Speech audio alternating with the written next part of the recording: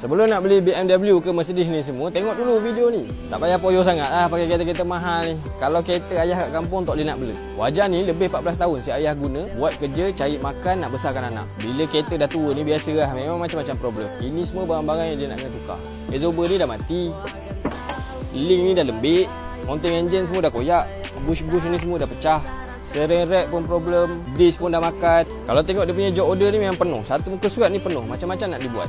Kos dia memang atas RM5,000. Tapi semua ni tak ada hal, anak dia jadi hero. Sekarang anak dah besar, dah kerja, duit pun dah ada. Dia lebih utamakan keselesaan bapak dia. Si anak tenang-tenang je kau tim semua ni, macam pakai BMW, macam pakai Merc. Anak macam ni kita respect. Orang macam ni kita kena doakan kejayaan dia dunia akhirat. Dia utamakan bapak dia, confirm hidup dia senang.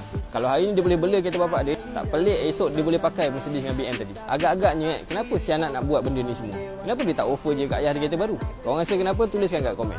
Siapa lagi yang korang rasa layak dapat benda-benda ni semua? Share video ni dekat anak-anak dia.